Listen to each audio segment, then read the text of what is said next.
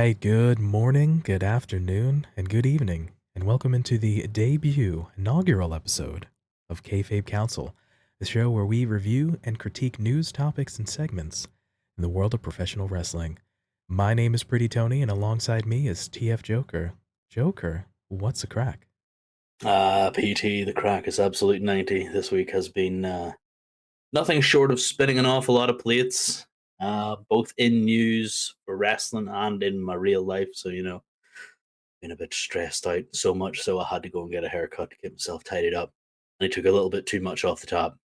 But I'm rolling with it. I've got to deal with the being bald. It's a bit of a joke. I've been bald a long time. It's okay. But yeah, I have been absolutely fantastic. Other than the crappy weather we've had here, it's been quite a good week. What about Eh, yourself?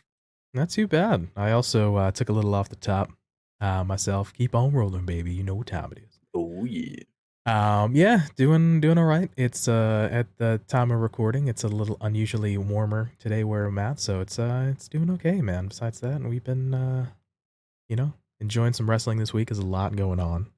And Mm. yeah, it's been a good week, so yeah. Although I have to say, it's happening. Oh dear. Well, what's happening? I don't know what's Man, happening. we've been talking about this for God, 2 years at Yeah, this point. yeah. A long time. It's like ever since that first time, it's like, oh, do you like the rest? Yeah, I can watch some fools kick out at 2.5. Yeah, I don't mind that. It's like, oh, you talk about it for a couple of years. We have a lot of opinions on this stuff. It's like, oh yeah, we do. Do they matter? Of course they matter. No. We should talk about it sometime. Took us a little So bit yeah. to put this together, but Hmm. yeah. Turns out Joker and I are lifelong wrestling fans and not quite official pundits, but we definitely are invested in wrestling. And after trying to put this together for again better part of basically 2 years, we're like, let's just go ahead and do it. So Yeah, here we we are. are definitely not Dave Meltzers, but we are just armchair bandits when it comes to the wrestling. It's definitely been something that I enjoy watching on and off through thick and thin, through dominance and drought. But yeah, it's definitely fun to find somebody who shares your passion and shares a hobby and equally has as outlandish ideas about wrestling as you do. So yeah, Hey, it's everybody's got an opinion, right? So. everybody does. Yep. And just like Joker, I myself, we appreciate you coming along on this journey with us. This is episode 1, and thank you for giving us a chance and a listen or a watch. So thank you so much. Before we get into the show proper, we here at Kayfabe Council want to send some positive energy and some good vibes to Hacksaw Jim Duggan and Michael Virgil Jones, who announced this past week that they are battling cancer. It's an absolutely horrible disease, and we know that you're going to kick out, hit that finisher, and get that 3 count. So we're sending you much love to both of you fellas. All the best. All right, as a reminder, you can find us in video form at youtube.com/kayfabekouncil and in audio form wherever you get your podcasts from. On this week's episode, we look at Sasha and Naomi walk out on Monday Night Raw and look at the Owen Hart Foundation Cup matches, as well as the Jericho and Regal face-to-face confrontation. But coming up first, Sasha Banks and Naomi walk out on Raw. Man alive. So this this has pretty much dominated this past week's news and kind of on the forefront of what's been going on. This is sort of the hot topic, if you will, of this past week. If you will. Bear in mind that this is a ongoing story. Again, at the time of recording, there's still uh, some things that we know, some things that we don't. So the conjecture, obviously, will try to be speak to things that we do know, but also not to delve too much into speculation. So um, as the reports have been coming out this past week, we know some things for sure, definitely. So we know that Sasha and Naomi went to Raw. We know that they found out the creative for the day and for the foreseeable future. And in their defense, when they find that out, though, I'm not 100% sure how I would have reacted, but they did what they wanted to do. They knew exactly what they wanted to do when they find this creative out. We will go over the creative, but just why? Yeah. So we know that they heard the creative. They weren't a fan of it. We know for sure that they met with management in some sort of capacity, and then we know that they ended up walking out on Monday Night Raw. So those things we definitely know for sure. Hmm. Again, once again, as this is an ongoing story, we know that there's always three sides to the story. There's going to be the Sasha and Naomi side, which we have not heard from in an official capacity. We know that there's the WWE side, and when we know there's the truth somewhere in the middle. All right. It's always going to happen with stories like this. And like you said, Tony, there is three sides to the story, and we're constantly bombarded with one side of it. Um, the stuff that we do know with regards to the creative, people have shared an awful lot of what was supposed to happen with that six pack challenge, that was supposed to go down on Monday Night Raw, with the eventual win supposedly going to Naomi, and Naomi then going on to face Bianca Belair at Hell in a Cell, which then would have put Sasha going over to SmackDown Live and going against Ronda for her title on SmackDown. Both, in the end, in losing efforts. Now, in a division where there are not many tag teams, these two top talents have been holding the tag team titles for a while, with very little competition.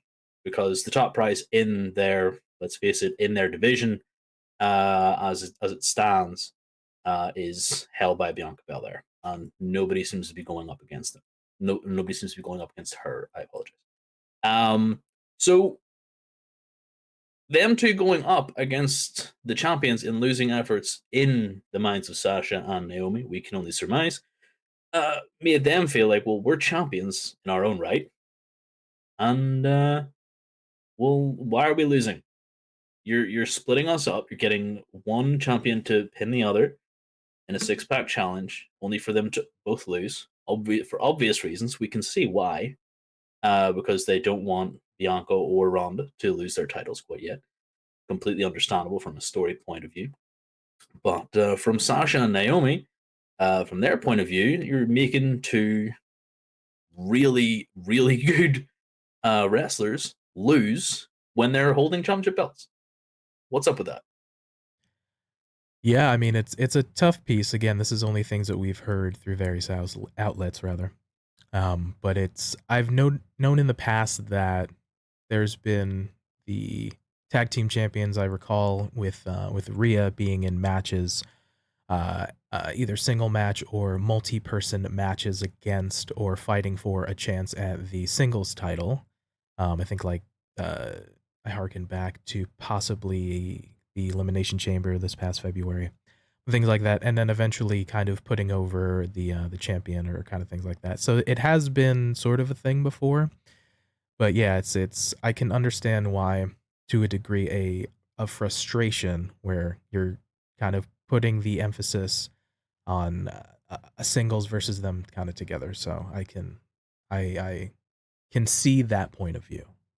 Yeah, it makes sense from that sort of, this is what we want to do with the titles going forward. Perfectly understandable. However, you don't do it with your tag champs. Like, it has been a hotly contested issue for many years that WWE does not like tag team wrestling. There have been many, many instances of what has been going on. Some people may remember the Uzi Hot incident.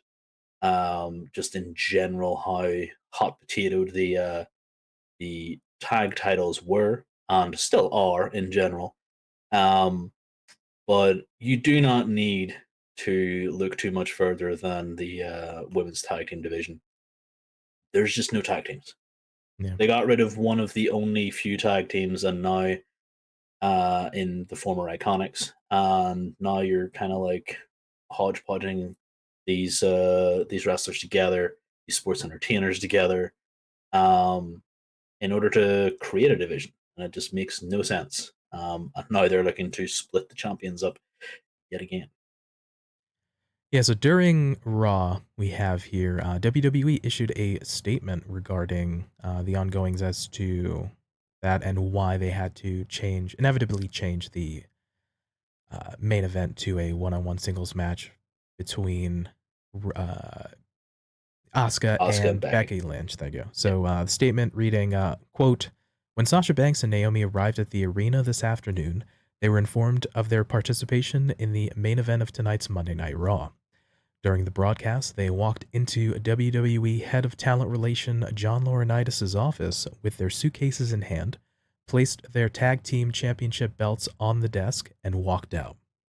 They claimed they weren't respected enough as a tag team champions, and even though they had 8 hours to rehearse and construct their match, they claimed they were uncomfortable in the ring with two of their opponents, even though they had had matches with those individuals in the past with no consequences.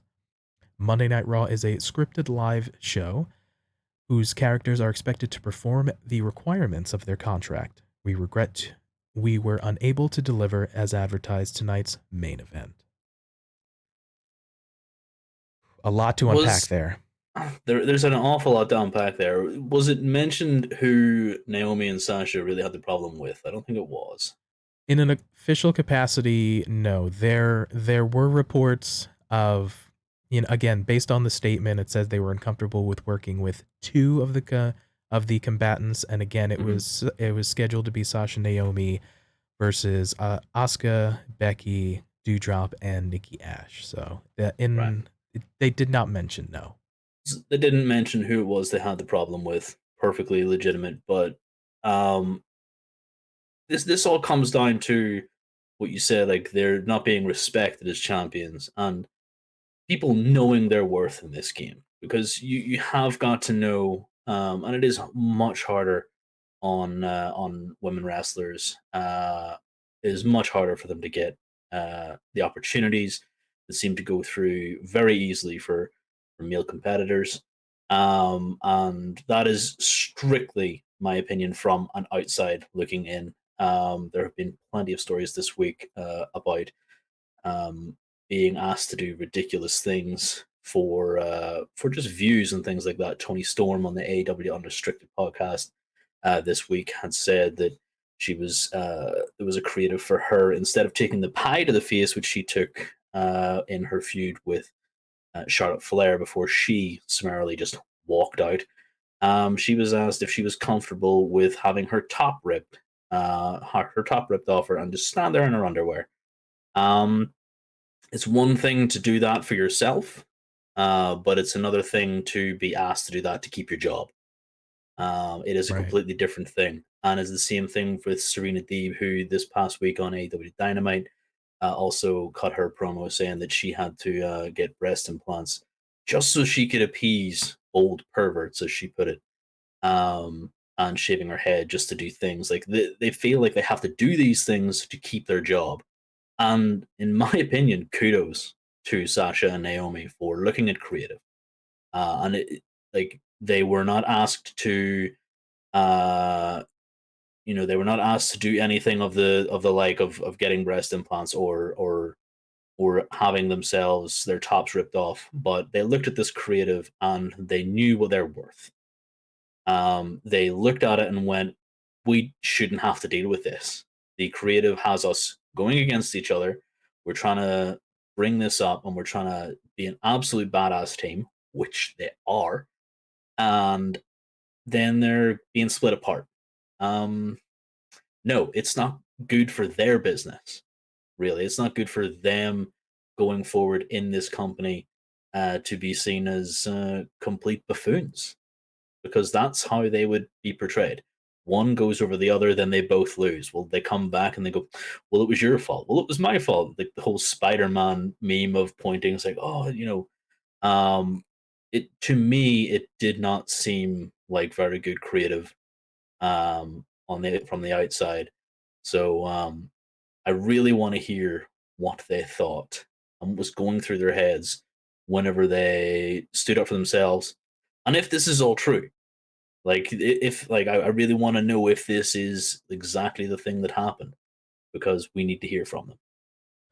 Yeah, that's gonna be the tough part until we hear from Sasha or Naomi again in some sort of official capacity. It's tough, right? When you don't feel like you're being respected, you don't feel like you're being heard. That's one of the key components in a lot of folks just leaving their jobs in any field is when they don't feel respected, they don't feel heard, they don't feel like they are important or their contributions matter, Mhm. then, it doesn't matter how much kind of money you make. Folks are just, kind of not going to be happy. It makes me think of there's an old quote, I think from Jim Ross, where he says, talent cares about two things, and that's cash and creative. And if one or two of those are out of balance, then it's just, it's not going to work for me, brother. So, Mm. Well, I mean, you're saying there about cash and creative, and I think one of the quotes to come out was not exactly a quote, but a statement more so that the Sasha and Naomi had both said that they're pushing a lot of merch. Like they are really, really popular, and I think that we have seen with previous superstars that have been released from the company that merch doesn't matter anymore. Like you push so much merch and you are not rewarded for getting over, basically. They are given very little to work with. You're told Sasha and Naomi, you're going to be a tag team, do something. Cool. Well, we just have to put over our absolute skill, of which they have an overabundance, and then they have to hope that the crowd is behind them. Now, they did it, and their reward is you get broken up. I feel like, Riddle and Randy Orton have done pretty much the same thing in the sense they've been pushed together, two single stars. Obviously, Riddle coming under a bit of a mentorship underneath Randy, and that's perfectly grand. They have flourished. It's taken time, and they have gotten there, and they have done really, really well as a tag team. Everybody has been scared for the day that they're going to be broken up because RK Bro is amazing. So why does nobody care about Sasha and Naomi? Like they have done an absolutely amazing job. They've been given nothing and made lemonade. They sell your merch. They put butts in seats. Like you might want to say, oh yeah, it's 100% everybody else, but no, like they are absolutely amazing wrestlers, superstars, sports entertainers, whatever you want to call them, but they are part of that show, and they are your tag team champions, and they deserve to be respected and not completely lambasted out of the company. I'll definitely agree on that. But also, as an update, this past SmackDown, they had an announcement that Sasha Banks and Naomi have been suspended indefinitely from WWE and have been stripped of the WWE Women's Tag Team Championships. A tournament will now be held in the coming weeks to crown new champions. Additionally, the WWEshop.com website has removed both of their merchandise sections. As of this writing, all of Banks and Naomi's merchandise has been pulled from the site, so there is no longer any royalties coming in for either of them. The sections for both superstars have been completely removed, and searching for either name comes up with no results. It's of note that both Sasha Banks and Naomi's WWE contracts will be expiring in several months, and there's no word on whether the WWE will freeze their contracts until they fulfill their commitments. like why? Absolutely ridiculously dumb. Um, and it was Corey Graves on Monday Night Raw saying that they were obviously with Vince McMahon in his ear, saying that they've let down a whole bunch of people, and then Michael Cole this week again. saying pretty much the same thing. That I have it here. They Naomi and Sasha, or Sasha Banks and Naomi, let us all down. Yeah. Like, okay, I have a helpline that I've just set up, 1-800 Go Touch Grass. If you have been let down by the fact that these ladies have um, known their worth and seen what they are worth to a vast majority of people, if you've been let down, call that number. Operators are not standing by because they've let no one down. They didn't let me down. They, if anything, they let one person down. He's the one that unfortunately signs their checks. The funny thing is, when he said that, I have it down here that if you look at Pat McAfee's face, he doesn't necessarily agree that Naomi and Sasha let everybody down. I'm not putting any words in Pat's mouth. I'm just saying what I saw.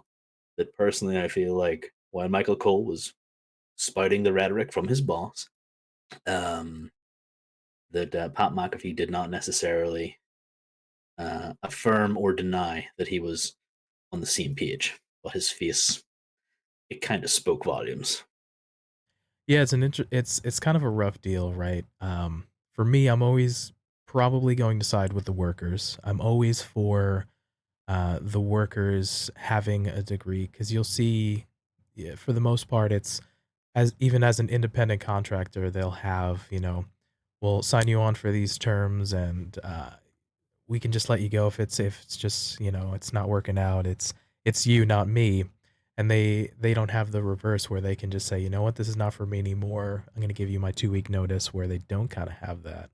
So again, having a bit more of just a sort of a leveled playing feel. I'm always for having more places to work, having more various places to have wrestling and kind of thing like that.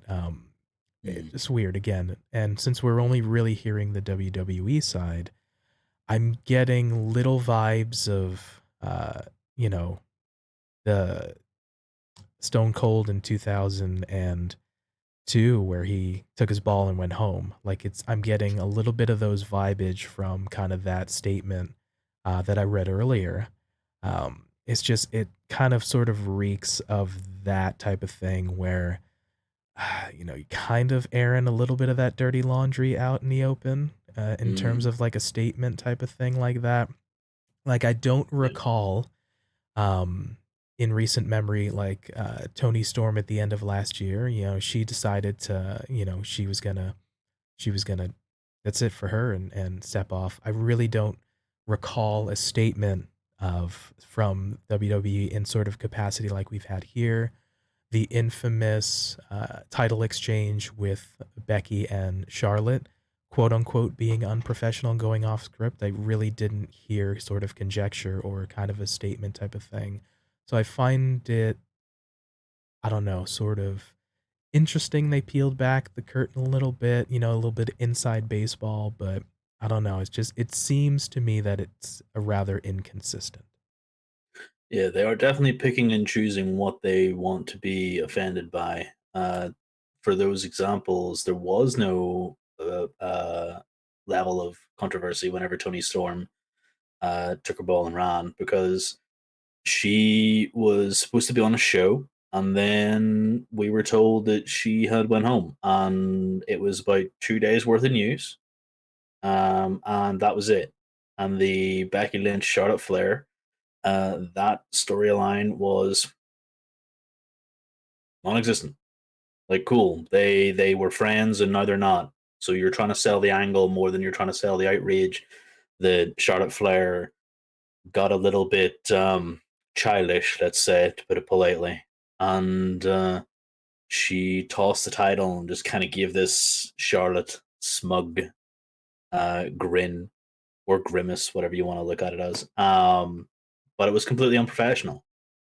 I do not think that Sasha or Naomi have been unprofessional in this regard, because um, making them go out there and adhere to absolute terrible creative would be the greater travesty and the greater unprofessionalism to their characters. So it also helps that an awful lot more of us are talking about this seemingly outrageous topic, and none of us know what's going on. The contracts of both stars are up in 2 months. They're like Naomi, I know, is going through contract negotiations. It was very surprising to hear that she's been suspended and stripped of her title, um, because there was, rumors of her joining the Bloodline, PT, Right, and right. we all know that can only just strap her to the moon because we know how I feel about the Bloodline. And then you've got Sasha, who stripped of another title will end up in the title scene like easily. Sasha will land on her feet. She is amazing. She's been acting. She has a couple of famous. She's a famous cousin, if you didn't know. And she's headlined. She's headlined a couple of events and been the champion for a hot minute. So I just don't understand why they think that they get to treat specific people a specific way. And I hate to kind of try and make this like this is a race thing.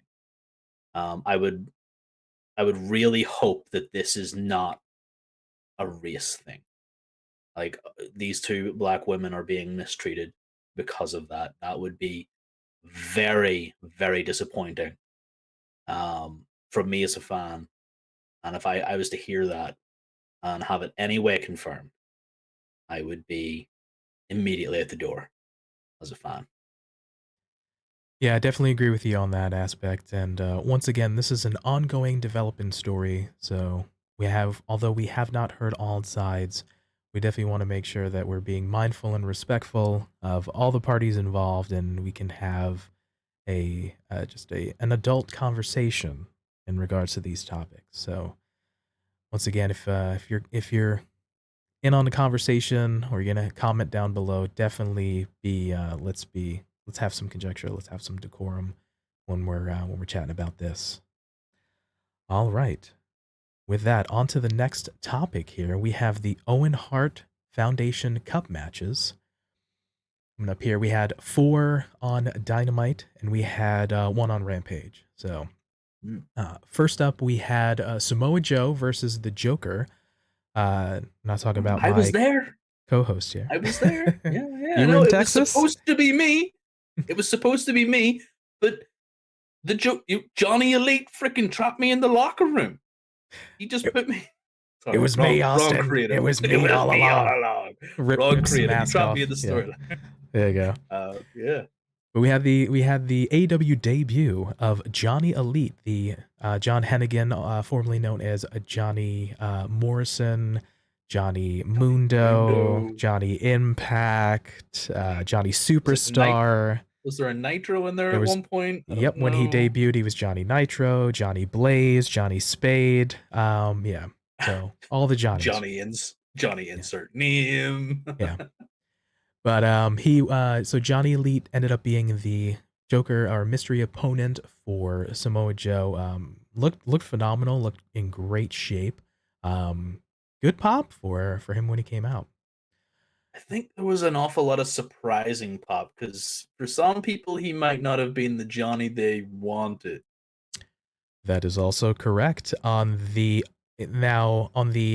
Twitter account for AEW on TV, if I'm not mistaken, which is not the official AEW Twitter account, nor I do believe they're not affiliated officially with AEW. It's the TNT account, is it I not? I think, but they had a little slip up where they tagged Johnny Gargano as the debuting Joker rather than John Hennigan or Johnny Elite. So That was kind of funny whenever you just see that the even the accounts related to the TV show can get things wrong. There was also a very funny thing. If you are from the UK, you might have spotted the WWE account also do something quite as stupid, but I'll leave that for another time. Uh, but I yeah, saw like I saw these, that as well. you saw that good I saw stuff. that. Yeah, I saw that. Um, it's one of those things that sometimes they get it a little bit wrong, and but this match was definitely not wrong. Yeah, I would absolutely agree. Hopefully they pay attention to those interns who are putting out tweets on there on those accounts. But that notwithstanding, yeah, nice showing from Johnny. I have here. It's a nice back and forth. A good big man versus agile man match. It's definitely not a squash match. Joe gave him fair amount of offense. Um, One thing to note here, that sort of side roll flippity doo-dah piece off the top rope by Johnny Elite onto Joe on the outside, that looked like a rough landing.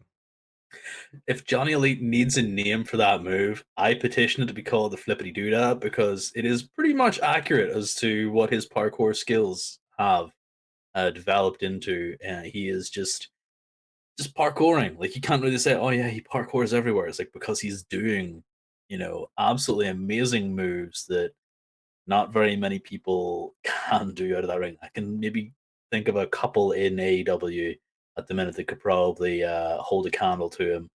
But even then, I think his cardio and his endurance will leave them in the dust because he is just a different level of performer.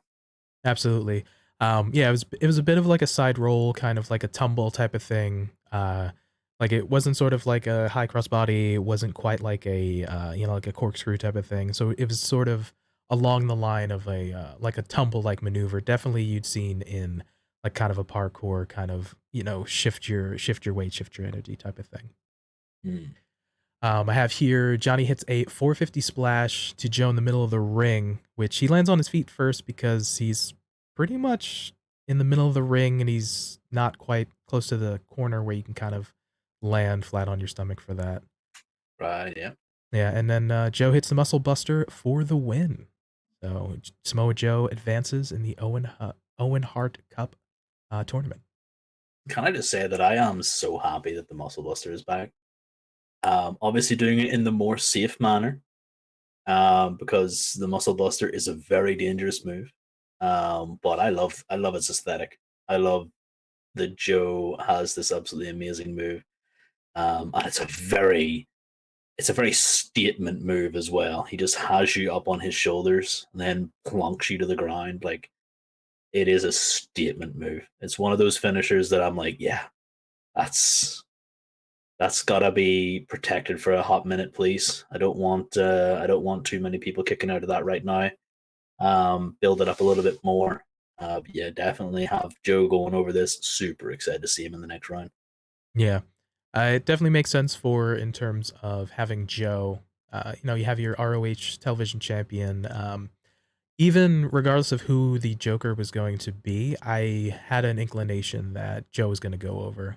So Yeah, I think that was the safest bet. There's been very few big pop jokers where you've been, other than myself, that should have got the win. But nice. I feel like Joe going on here is definitely the right call. Agreed. All right, we have the next matchup in the Owen Hart Foundation Cup. We have Kyle O'Reilly versus Ray Phoenix. And if I may say, I felt like this was definitely match of the night for Dynamite. I would have to agree. Yeah, Like there was nothing that I can say about Ray Phoenix that hasn't already been said, and Kyle O'Reilly is just one of the standout performers.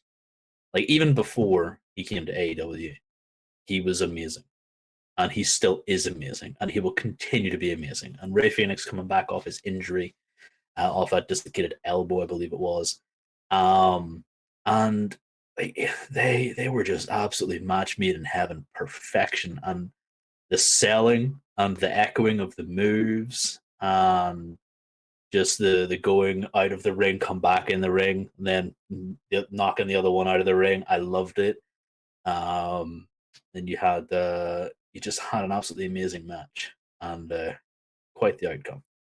I agree 100%. Have a note of here. Nice start by Kyle on the ground as he prefers a ground based offense to Phoenix aerial attack. A nice little homage or sort of representation of kind of what they would prefer, but definitely for sure. Nice little touch to kind of start us off. Strong back and forth with striking offense until Phoenix breaks it open with a tope to the outside. I think, yeah. So that was kind of where it opened Always up. going to be Yeah. there. There's always going to be a couple topes in here. Especially with, yeah, when you have traditionally you have Kyle representing a ground-based game and again, the Phoenix with more of an aerial artist, so Mm. very nice touch with Kyle countering a top rope frog splash into a triangle choke, which was so smooth. Oof, Yeah, chef's kiss. yeah. The striking sequence with the double underhook roll and the rebounds off the ropes was very very strong. And I have to say, once again, I'm going to echo your sentiments that these guys selling was absolutely phenomenal. Of course, Kyle's always been known to have wonderful storytelling when it comes to him Mm. fighting from underneath and sort of taking offense, but he does a really good job with it. And then I have the ending here with Phoenix going for the cutter straight into that arm bar. And then he's realizing that he has the right arm. Oh, wait, he had an injured left elbow. Boom, jumps over to the left and then just goes. And then he's almost got it. And he's fighting from underneath. But then he's like, up, grab the leg. Boom. And he taps out for the win for Kyle O'Reilly to advance. That transition, like catching him in the armbar, and then the immediate realization that I've got the uninjured arm if I just slide over to this other arm. And he did it so beautifully as well. Like just crossed over the top, got the other arm. Phoenix had that grip. You're like, okay. And then he got the leg lock in there as well. He managed to break the grip, got that tap. It was just beautiful work from God. Beautiful work. Yeah, so smooth, and I was figured I could see this one go either way, but Mm. definitely we're gonna see now a strong matchup between Joe and Kyle O'Reilly for the next round for the Owen. That's going to be hard to call. You talk about these two guys can definitely strike. That's gonna be just a wonderful, like, fantastic like display of chaos Oh for sure. yeah, someone might get knocked out. All right, the next matchup here, we have Britt Baker facing the other Joker, which turned out to be Maki Ito. So, definitely had a nice little touch to uh, kind of have, international piece here. I also felt, regardless of who the Joker was going to be, I had inclinations that Britt was going to win. Yeah, it's Britt Baker. There's nobody that they were going to bring in unless you were to bring in Sasha Banks for some reason, just off a random joker. Like, oh yeah, 100% Britt's going to win. I love the Maki Ito. She had teased it, so everybody was like, "It's definitely not Maki Ito because she's teasing it." But her Twitter game is on point. She is an absolutely fantastic attraction. I love seeing Maki Ito again. And the thing she did in this match just brought a big smile to my face. There's no one that has offense like her. Yeah, definitely unique look, unique style, unique presentation. Um, she's definitely got star written all over her for sure. Mm. I've note the fake out in the beginning was a nice touch, and it harkens back to them, both Britt and Maki being a former tag team partners. So that was a Mm. nice little piece there. We have Maki Ito, excuse me, taking a forearm from Britt, and she begins to cry, which then has Britt confused. And then Maki Ito steps on Britt's foot and then flips her the bird. Tugged at my heartstrings. I just saw her cry. Just throw the head back. I was like, even my black heart can bleed. Come on. Why did you forearm shiver her in the face? What are you doing? And then that stomp. Yeah, definitely. No one has offense like Maki Ito. Like it is fantastic. She's great. She's great money. And then we segue into the headbutt spot in the corner, which was always kind of a nice touch. And you heard guys on commentary speak about the what is it? I forget the exact verbiage, but the unnatural hard headedness. Yeah, it's like apparently Maki Ito has a strangely hard head because Yeah. like she just uses her head for all of her offense. You see it later on in the match as well. Even more, her headbutts have been known to end people. Yeah. Yeah. We have decent back and forth with Ito playing the role as the babyface, fighting out from underneath. Definitely like in chin locks and kind of getting the crowd on her side. So I felt that dynamic worked well in terms of the story they were kind of telling. But definitely, I Yeah, have note here: predictable outcome for Britt Baker for the win. no, 100%. Like I said before, sorry, I just had to mute my phone. Unprofessionalism on point. But definitely was supposed to be Britt Baker going over here. I want to see Maki Ito back again. I want to see her uh, with her with her offense in this division. I want to see her on my TV. I want to see her on my screen an awful lot more than I already do because she's just great. And there was actually a picture of her with Hook and Danhausen on Twitter, and yeah, I think that's a mixed trios team right there. I want that in my life. That is quite the collection of personalities, to say the Mm, least. So, definitely. cool. All right, we go into the fourth Owen matchup of the night on Dynamite and the main event.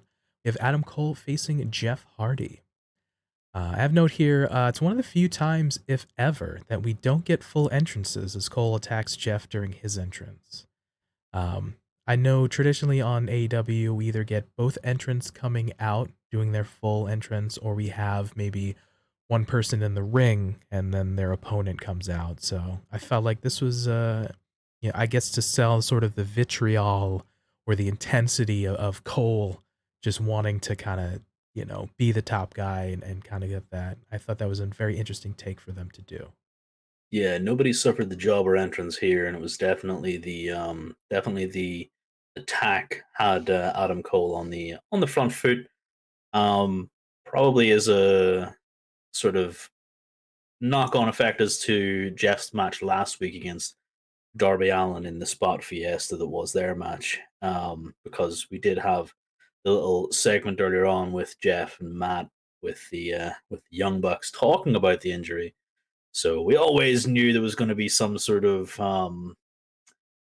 shenanigans going on, whether or not there would be the wacky entrance or maybe some sort of distraction throughout the match. I'm glad it was the former because distractions tend to get watered down and bore me.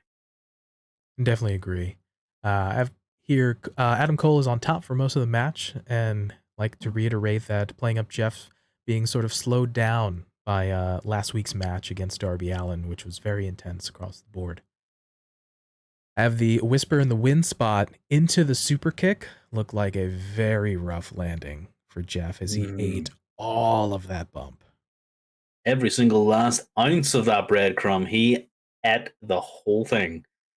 I'm not sure if he should be taking that bump if he is legit injured, but definitely for storytelling purposes, he was on point with taking this move. And then we have he missing the swanton and then into the boom sealed it for Cole as he picks up the win and advances in the Owen Hart Cup tournament. It was definitely one of the shorter matches of the night, at about 6.5 minutes, I believe it was.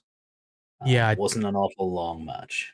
I agree. I think they went through one commercial break, but yeah, I want to say if it was maybe 8 minutes or something, It that was was a probably picture most. in picture, and if you don't include that, it's like 6.5 minutes. Yeah, so So I mean, it was legitimately a short match. The best piece of work that they've done throughout for the few matches because of the previous storytelling. Like they're doing the knock on effect of the last week's match, and then a lovely little bit the fallout with the Young Bucks and Kyle O'Reilly and Red Dragon because Bobby Fish was there, and the Stinger came out, did Stinger things. So this match had everything after the fact, which I was really really thankful for. yeah, I remember from his entrance theme, Sting does this, he does that. He's as quick as a cat, and he hits him with a bat. He also no sells anything you ever touch him with except two super kicks to the shoulders because the Young Bucks couldn't get their legs high enough to hit him in the chin. If you didn't see it, it was legitimately the worst thing I've ever seen when Sting had to sell the super kick party by getting tapped in the shoulder. I I also was I giggled. I also saw that, and bear in mind, like, I don't want to be the guy that potentially, like, maybe knocks out a tooth on Sting or, kind of thing like that. Bear in mind, he's in his mid 50s, mid to now late 50s. So again, guy's getting up there in age, so He is getting up there, and you mentioned knocking out a tooth. I mean, I don't know how I feel about knocking out a tooth if he'd already taken a buckle bomb and I'd almost broke his neck. So I think I'd go for the tooth rather than anything else. But I feel it was more the fact that Matt and Nick, Nick, there we go. I was about to say Matt and Jeff, Matt and Nick. I was like, wrong brothers. wrong brother. Just could not get their legs high enough. It just made me giggle, especially after they were just checking on Kyle O'Reilly, who took a chair to the face after Sting just went, "Boop." Yeah. So threw it back at him. That's a pretty nice end. I definitely agree. And then we slide over to Rampage, where we have the final and fifth Owen Hart Cup tournament match of the week: Red Velvet versus Chris Statlander. Have note here, Chris with a really nice one-handed military press on Velvet. That was very, very well done. Kudos to both of them for having that spot. Just absolutely beautiful. I have seen Chris Statlander a couple of times. Obviously, she went out for a while with a knee injury. And she's went out with a couple of injuries, and every time she comes back, she just impresses me every single time. Like I only became a Chris Statlander fan because of AEW, and this one-handed press with the flex, just keep giving it to me, Chris. That's all I want. She was so impressive in this match. For sure. Have here nice back and forth with Powerhouse Statlander and the Agile Velvet. So again, we have another matchup kind of with the big versus small here. Mm-hmm. Shout outs to the homie John Blood of New Legacy Inc. and Deadlock. Velvet hitting the overdrive on Chris, but only getting a 2 count. So Mm. we have a roll up win for Statlander and gets a 3 count, and then she advances in the Owen Hart Cup tournament to then face, if I'm not mistaken, Ruby Soho. Ruby Soho is the one. I obviously Chris coming in as the replacement for Hikaru Shida in this match. I was immediately skeptical that Chris was going to get the win in this match. And she did have me on the edge of my seat because I was like, I really want Chris to win this. I really want, like, she's just doing everything for me right now. She's got this power game on point. She's dealing with Red Velvet and her shenanigans. You know, her trying to be the heel. Which, by the way, Red Velvet did obtain Chris Jericho's Sports Entertainer of the Week this week, so we cannot discount that. Red Velvet has done an awful lot of work lately and has earned that achievement from the prestigious Chris Jericho. And I legitimately thought Red Velvet was going over, but Statlander pulls out the win, and I couldn't have been happier. I legitimately could not have been happier. Unfortunately, a little bit of shenanigans afterwards. But with Ruby Soho on commentary, I believe, for that match as well. She came in for the save with Anna Jay as well. That's that's set up a possible trios match with the baddies versus, well, let's say, the goodies. For this segment, I would not mind seeing that 6-way. Yeah, it's definitely. And then further announced that Jade will face Anna Jay for the TBS Championship at Double or Nothing. So Which is something someone else for Jade to absolutely crush, because I love Anna Jay, but Jade keeping that gold belt, she keeping that TBS championship because it is just hers. I, yeah, I can't I can't conceive of a world where Jade loses that title. I definitely agree, and I have one final note here that it was a nice kind of different sort of touch on the match where we don't see too many times the babyface powerhouse versus the plucky, agile heel. And it's traditionally the other way around, although, but I'll give it credit as it's a nice touch on the sort of big versus small matchup. So cool Yeah, little way to it's kind of circumvent that. it is definitely a little bit different, and I feel like they have one of those. There's a couple of like lower card individuals, or something, and Max something or other who do the heel babyface powerhouse versus small and agile guy. They have that on their card somewhere. They don't need it anymore. You know, they've got the segment the right way it is. Yeah, so I definitely think we're setting up for kind of a good matchups going forward. Although I think we talked about this before, but I feel like it's gonna be an Adam Cole, Britt Baker winning the men's and the women's side of things. Yeah, I would really hope that they go that way, but I hope that they do it because they're just going to give us that power couple vibe and then kind of leave it at that. I don't want anything to the level of Sammy Guevara and Ty Conti. I don't want another completely strange duo. Like I'm not saying their relationship is strange. I'm just like I'm a little bit done. Like there's some storylines and segments that kind of run through you really quick, and you're kind of done with it after a short period of time. That's me with Sammy and Tay. I'm just already done with it. It's not Hale, it's not Babyface. It's there. It needs to go. Sorry, but with the Britt Baker and the Adam Cole winning, or even better, the Adam Cole winning and the Britt Baker losing, or vice versa. You know, the one winning they could have some tasty storylines cooked up that either way. Alright, I feel like there's definitely some stories to be told there, with either both or one of the other, so I'll agree with you. Alright, and then moving on to our final segment of today. Chris Jericho and William Regal face-to-face confrontation on Dynamite. So the segment starts with Danielson and Regal coming out of the coming out of the heel entrance, and then we have Moxley, Kingston, Santana, and Ortiz going through the crowd, coming out to a huge reaction and a huge Eddie chant.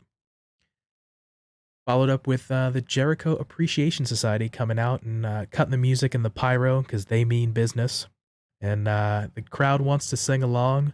When they're outnumbered, you cheered for it. So nice little dig at the crowd there. And of course, Jericho says that the attack was orchestrated by his old friend William Regal, which initiates a big Regal chant. Yeah, the start of this was really good. Like the entrances were super good. I had a real big smile on my face when you saw Moxley pop out that side door, and you had Kingston with Santana Ortiz just kind of chilling on the steps, just like they were there. Like Moxley was walking down, and I was kind of like, who the heck is that following behind? I was like, oh, it's Kingston Santana Ortiz. Just have Kingston just doing his walk, like looking like a complete badass, and Santana Ortiz just looking absolutely mean as all heck. Um, just making their way to the way to the ring, and yeah, the JAS coming out the same heel tunnel as Regal and Danielson. It was I was like, okay, yeah, I see all this. This is really good, and calling out my old friend. I'm not sure I could really classify either of them as friendly. I'm not sure they've ever had that interaction. So that's a lot of history between these two folks. So Jericho saying, it's been a while, figured Regal'd be dead by now.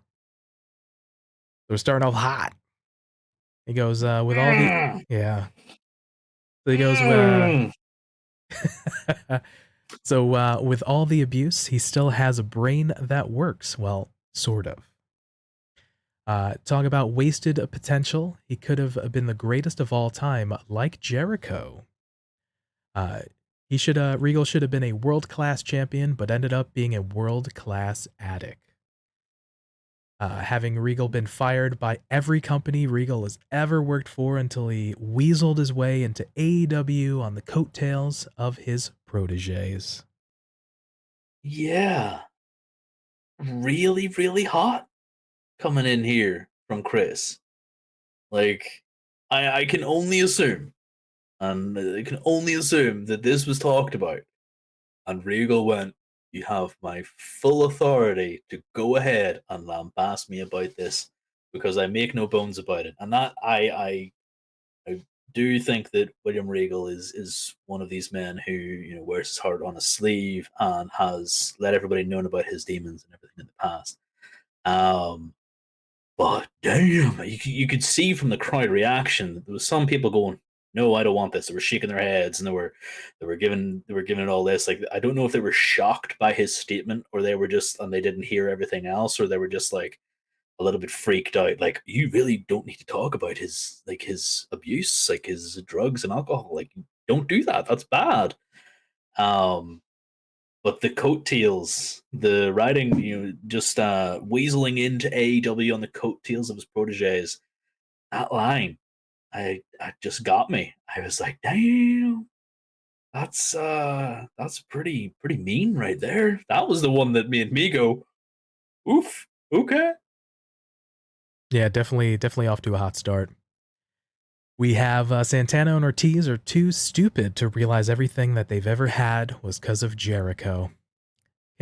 Yeah. Okay, buddy. Uh, I can see Jericho getting a real hiding soon. uh, we continue on. Kingston is too stupid to stay home after he burned his face and take care of his family and his girl. No, don't stop mentioning Eddie Kingston and his family, please. I really do. We've had this conversation before, but I am beginning to really fear for Jericho's life because Kingston will not stop stomping a mud hole in him. Like, it's just not going to happen. He's not going to stop He's proverbially playing with fire, if you will, because he's a wizard. because he's a wizard. Bryan Danielson, possibly the greatest wrestler in the world today, but nothing more than a squeaky clean nerd. I take offense to that because he's not a nerd. He's a badass. Like, come on, my guy. He's not a nerd. Jericho continues on, never had a drink or a drug, but if he sticks with this lot, should be shoving disco biscuits and whiskey down his throat until you have to join the program like Moxley. Yeah. At this point, I had to pause because I had to watch the playback. I did pause and I did take a moment to myself and think, I can't believe Moxley's smiling about this because you saw the smug grin as he leant against the ropes. He's just rocking back and forth. He was just going, I know about 6 bones by now that I've broken in Jericho's legs. Like, I'm about to break every single bone in his body, and I've just named in my head about 6 of them. Um, and you saw everyone's reactions again. The crowd reactions were fantastic. These guys have very public demons. We all know that recently John Moxley has returned to the ring after a sabbatical after checking himself into rehab. Uh, Congratulations on getting himself clean, and congratulations on every day waking up and beating those demons, John. So it's 100% amazing to see that sort of thing. But this, these promos are the stuff of you really, really, really need thick skin and a brute mentality to get through them and not take too much offense at it. Oh, definitely for sure. And then Jericho tells Regal to go home, stay out of JAS business, or he'll throw a fireball at his face because he's a wizard. Or maybe he'll take a piss in Regal's tea again. I was instantly teleported back to to the was it the episode of Raw that happened on? I believe so. Where he was the general manager. I That was his yeah, title. And he was taking the sip of tea and his face just went like something wasn't wrong or something wasn't right rather. I was like, yeah, just I can't believe it. Just can't believe that they're referencing all this. This is absolutely fantastic work. But it's only one half of the story so far.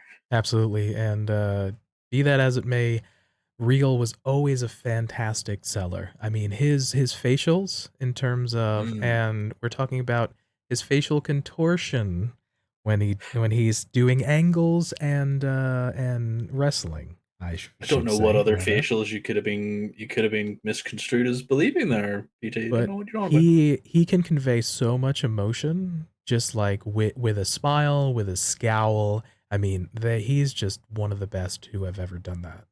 Yeah, the upturned nose was always my favorite. Like he was looking down, and he was just kind of Yeah. walking towards the rings. Whenever he had his hand, hand behind his back, he was just kind of walking towards it.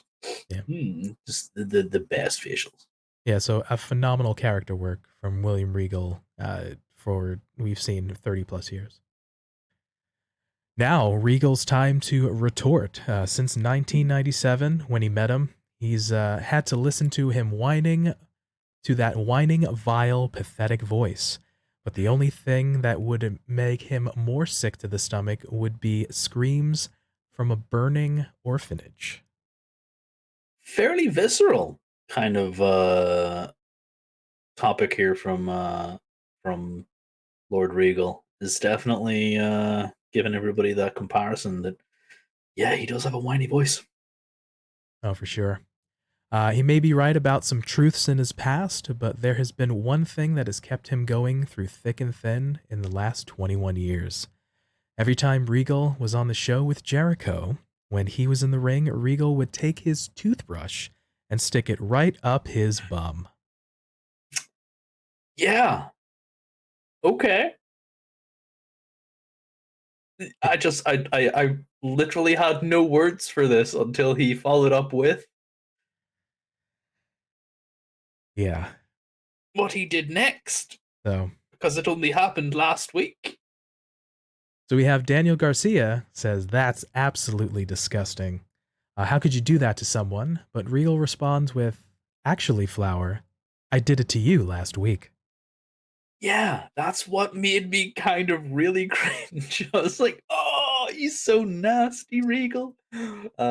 Definitely can toe the line between serious fist fighter slash complete badass and comedic genius. Toilet humor is often the best. And he has gone back to the lowest form, which is just the toilet humor, and it was greatly appreciated by me.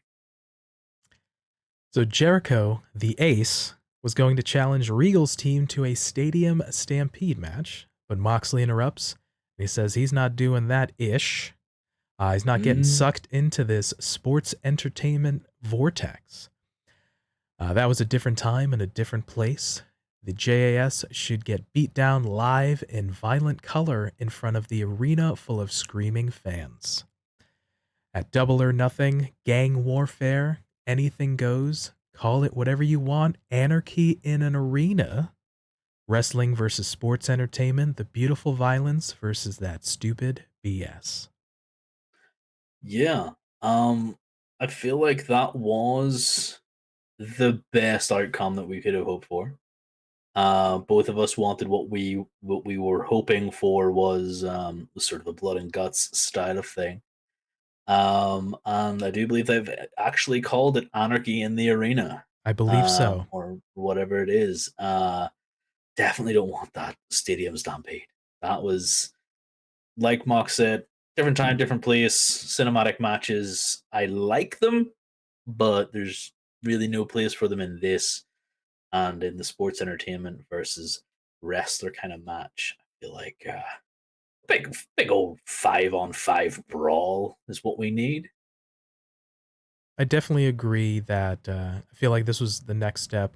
Although the War Games slash Blood and Guts is traditionally the blow off or the final match in a feud, I Mm. could see this going towards blood and guts for sure. But then I would definitely like to see in some sort of capacity, maybe we can't have Regal say war games, but we can maybe have him say blood and guts. Yeah, just standing at the top of that rampway, just screaming into that microphone. Just give me the chills. Go for it. So we have here the JS is a well-oiled machine, but there is a lot of issues. Last time Santana and Moxley were in the ring was an eye for an eye match that was actually good. It's a nice little plug right there at the Fed. That was good. Yeah, because it was actually really good. It was the fallout for that match was super good. The actual match was really good. He wasn't wrong. Agreed.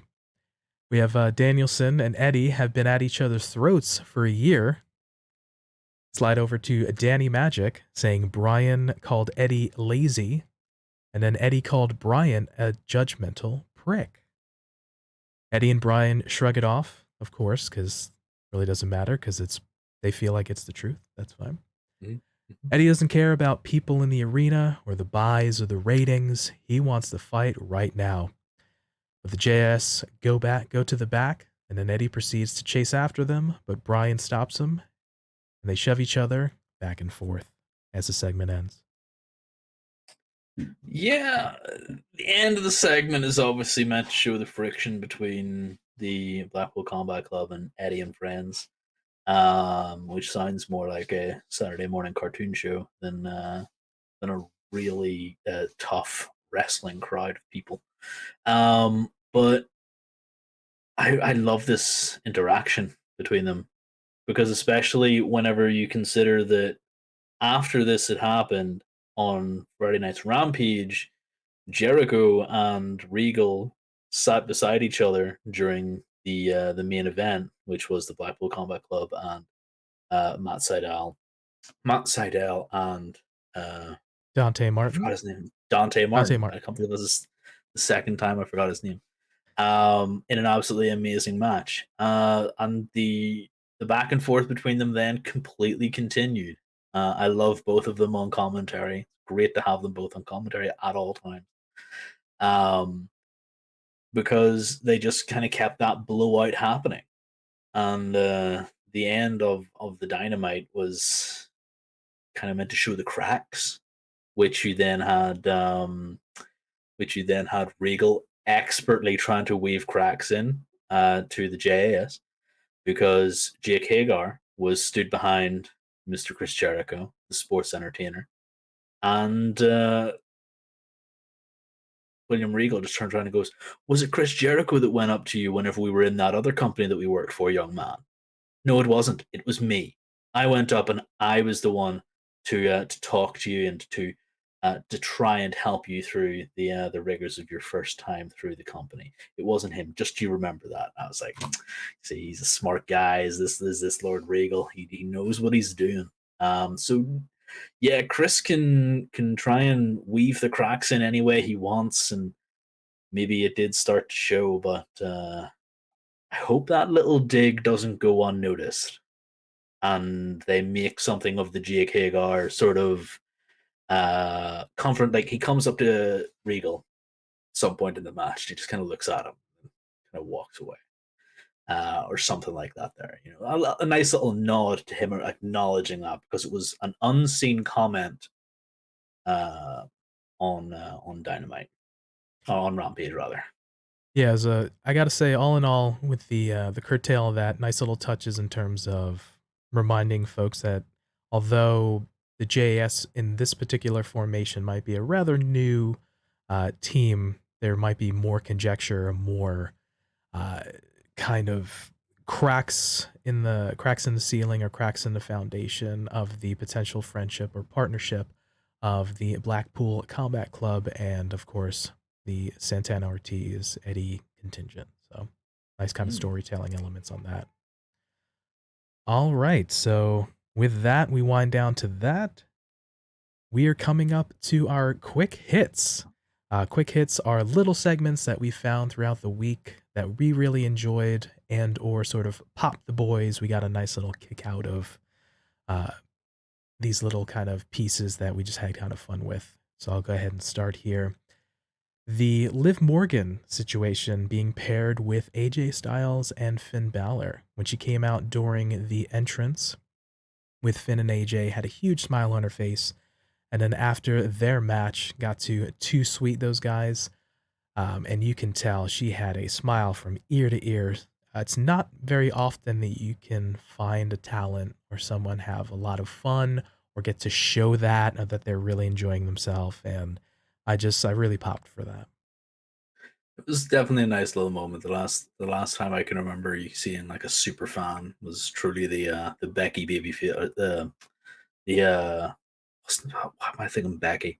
Bailey babyface days back with the inflatable tube man. This was definitely a big pop for me as well. Yeah, definitely. And I definitely want to see Liv, sink her teeth into something kind of awesome. And again, if she can enjoy it and have fun with it, all the better. Mm.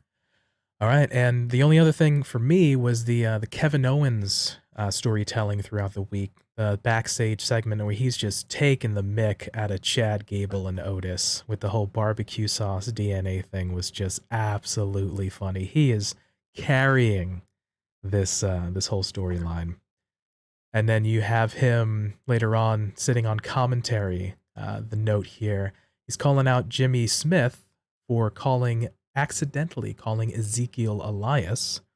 And then he pounces on him for saying that Cody Rhodes hasn't wrestled in 6 years. I absolutely was laughing when I heard all that. Yeah, Jimmy Smith was definitely caught off guard. I absolutely love Kevin Owens in this Ezekiel storyline, and it is a quiet burn for me. I'm really the first night Ezekiel came out onto that stage and said, "I'm Ezekiel and I am Elias's younger brother," with a straight face. I grimaced. I legitimately did. But this has burned quite well because Kevin Owens is the guy to bring it all together. And the barbecue sauce incident at the back with the DNA lab, Yes. uh, and the calling out, just he's been in other companies. Like he hasn't just been sitting on his laurels in the last 6 years or whatever he said. It was definitely a big pop for me too. And the his ability to think on his feet and be quick with wit and kind of sort of biting comments, it just that's you you can't teach that. No offense Yeah. to no conjecture to the other guys with the mic. Yeah. But I mean, that's something that you either have it or you don't. And this guy, in terms of like promos and being able to work with what he's got, and just being quick with the wit, Kevin Owens is Yeah. just top tier. I think it also helps that you had Corey Graves on commentary, who was agreeing with Kevin the entire time. This has really made it for me. Was Corey Graves talking about agreeing with Kevin the entire time? As soon as Kevin left, he was like, "I think there's something wrong with him. I was only playing along, so I didn't get hit. So he didn't punch me in the face." And I was just like, "Corey, I love you because you're a heel guy. You say some really ridiculously dumb stuff an awful lot of the time, but you just helped make Kevin's point even better by saying I just didn't want to get smacked in the face because I was sitting right beside him, so I was agreeing." It was very good. I definitely enjoy that nice little touch and kind of symmetry with Corey. So for sure, those were my quick hits. Those were my pop the boy segments. Joker, what about yourself? So I have a couple. I'll tell you why. On Rampage this week, we had Big Demo make his AEW debut. And you Yeah. might think, it's like, Joker's a big Demo fan, big Control Your Narrative, or a Killian Dane fan. It's like, I I just have to give big props to Big Demo because every time he comes out, he's always listed as Belfast, Northern Ireland, and that pops me every single time. Like, I don't know why it pops me, but hearing Belfast, Northern Ireland, which is obviously my home country, where I'm from, being, I just love it every single time. Love seeing Big Demo, sporting that rather savage bald head. Solidarity, brother. And he did so many big man things, and I loved him for it. It was great. Yeah, I definitely when I heard that and I was like, "Oh, it's Big Damo. It's from Joker's neck of the woods. Let's go." So Yeah, yeah, yeah, definitely enjoyed that. it's super cool. My second one, because I actually have a couple this week. An awful lot popped me, not enough to want to go. Oh yeah, it's super awesome. Um, on Friday Night's Rampage yet again, because we have a couple of these. Because Rampage is just filled with like little moments that kind of wrap the week up for me. A reference from Kyle O'Reilly to his potential match with Adam Cole, because he has to get through Samoa Joe, but a potential match Right. where he referenced the finger poke of doom. I Made recall me that, yeah. giggle. Yeah. Yeah, it definitely did make me giggle, and he gave that little poke, and I was just like, "Are we going to see it, PT? What do you think?" He's another one, again, we talked about it earlier in the show that Kyle, I mean, he's another one that's, like, quick with the wit, can tell stories, like, kinda with his body language and kinda his mannerisms and his, like, little kind of, like, snarky kind of humor piece. I definitely enjoy when Kyle, gets a chance to kinda do promos or bounce off, maybe it's Bobby, maybe it's Adam, where he's really comfortable, he can definitely shine through. Yeah, it definitely is a really quick on the comedic timing and very very awesome. Um, one more, and then I'll give you an oh dear this week. Okay. As well as being a quick hit, I'll give you an oh dear. So I am a big fan, as you well know, of the acclaimed. Love the acclaimed. Max Caster and Anthony Bones are my absolute favorites. And unfortunately, Anthony Bones went down with a bit of a knee injury last week, bit of a leg Yeah. injury. Something Mhm. happened. We don't 100% know, but well wishes to Anthony Bones. Of course. Keep your head up. But we did have a nice little segment between the Ass Boys, Colton and Austin, and Max Caster, Yeah. with Billy Gunn there, where Colton just goes, "What are we going to do, Father?" Austin replies, "Yeah, what are we going to do, Papa?" Because I love the Papa. Austin, you are killing it, my friend. You are absolutely killing it. Because Papa, you're getting it. And then with the final reply, "Yeah, what are we going to do, Daddy?" from Max Caster. And the immediate response from Billy Gunn as he pushes Austin physically out of the way as he just gives him an impassioned speech. And he says, at the very end of it, he's just like, we're going to do our best. We just hope we give you all the best, and gives the scissors symbol to Anthony Bones at the end. And just everybody's giving the scissors. I was like, that is I going to, for their segments are going to forever pop.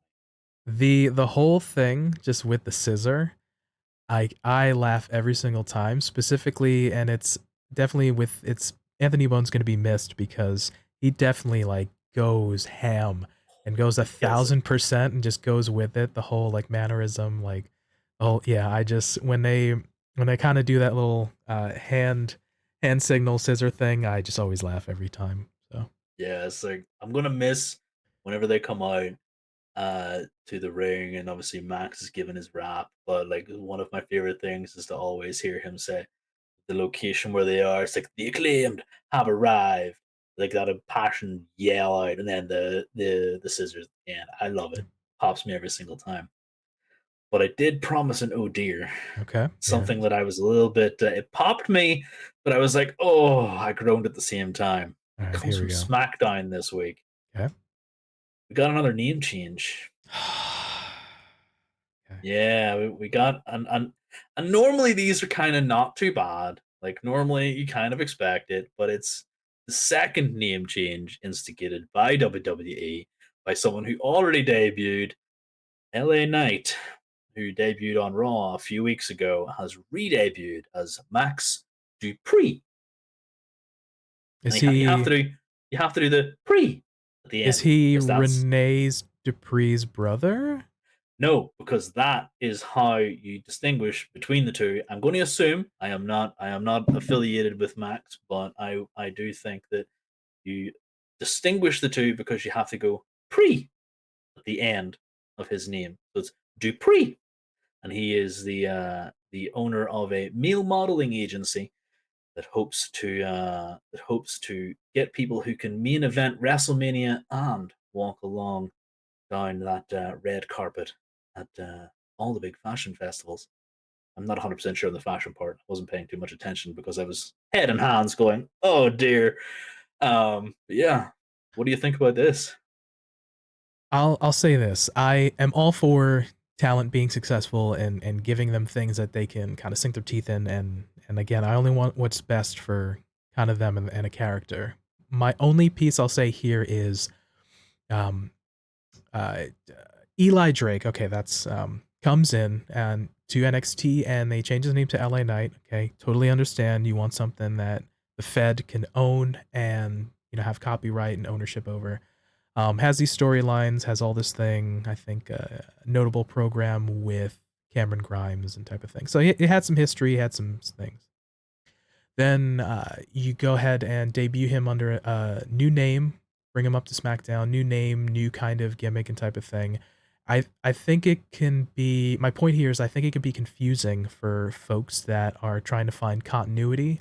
Even though it's the same actual person, it's like a completely different character type of thing. So I feel like there may end up being a little bit of a disconnect or losing folks if you go from the NXT kind of character to now the SmackDown character. That's my only piece. Yeah, yeah. It was definitely something that I wasn't a huge fan of the LA Knight name, so I'm equal parts kind of glad that that's gone.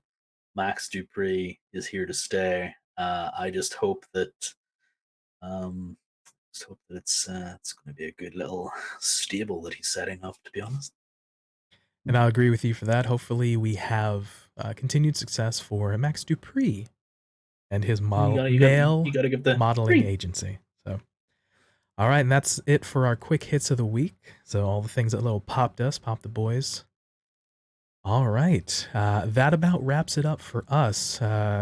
Joker, how was that for you? Because it felt good to me. Always feels good to me, PT. Whenever we're together, and we're talking about absolute random BS.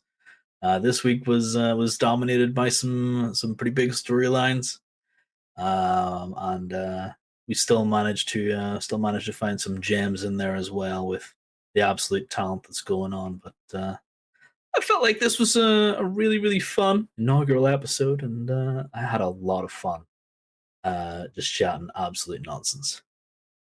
I would agree with you 100%. Had a good time talking with you. Finally, we were able to get this thing off the ground after year and a half, 2 years of kind of going back and forth and finally setting this thing up. So we had had a good time, and we appreciate you giving us a listen, giving us an opportunity, and giving us a chance. So thank you along with that. All right. So for TF Joker, Make sure you do not run with scissors, everybody. But do pour one out for the boys. and for me, Pretty Tony, we thank you for your time and letting us be a part of your day. And remember, be good to yourself, be good to each other, and we'll catch you next time. See you Peace. there.